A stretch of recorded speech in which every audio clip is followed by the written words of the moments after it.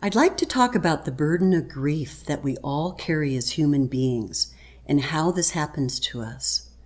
I began my search to find myself many years ago because I lost a parent very early in life. That started me questioning things, and it sent me on a journey to uncover my long-standing grief and what eventually became unhappiness. What I discovered is that whether you've lost a parent, a loved one, or a beloved pet or not, is that we all have grief. We have a deep well of grief inside us. And the grief I'm speaking about is the grief of the lost self. Let me explain further how this happens to us.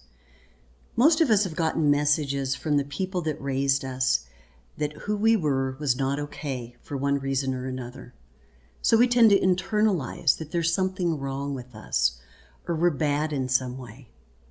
This is a blow to the self-esteem, and it can cause a person to carry a wound around inside them for many, many years, because at the time they were wounded, they were just a child or an adolescent or a young adult that was ill-equipped to handle the wounding, as were the people that wounded you.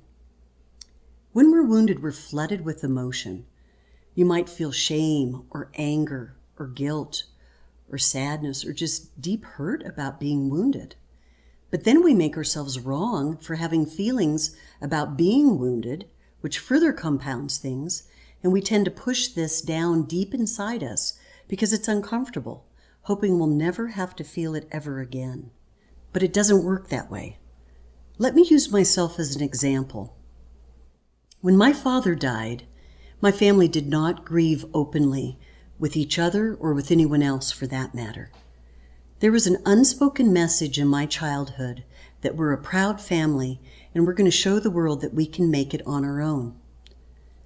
Well, that didn't leave any room for grieving, so where did my grief go? It went underground. I pushed it so far down inside me that I was in complete denial, that I was even grieving the loss of a father, as was my entire family. All we did is plow forward straight ahead for fear that if we ever stopped and felt the pain of our father's death, that we'd all collapse somehow, or the emotion would be so overwhelming we'd cease to exist on some level. Even though that's not rational, I developed a defensive pattern in me to override my grief and drive myself to the point of exhaustion for many, many years. We cannot ignore our grief, or any emotion for that matter. Grief is just the foundational emotion that the wound came from.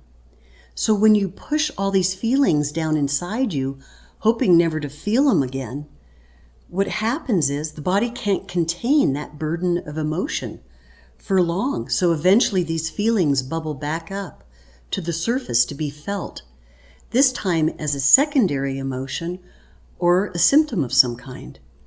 In my case, it was unhappiness.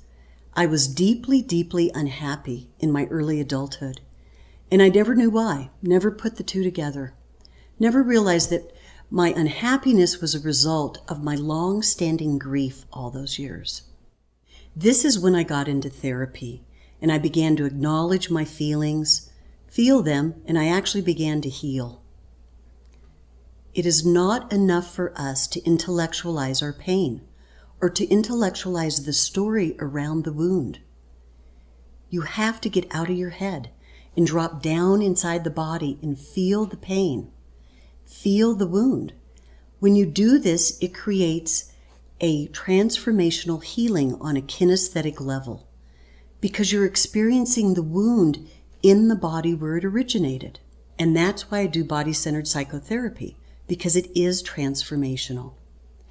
I will help you go inside yourself and feel your pain in a safe way and in an honest way. Remember, I've been there myself. And if you're willing to be honest with yourself and your feelings, this is when you embody your full humanity and discover who you are. And this is when you take ultimate responsibility for your life and for becoming authentic. If anything I've said today rings true for you, I invite you to contact me. Thank you for tuning in and watching this short video.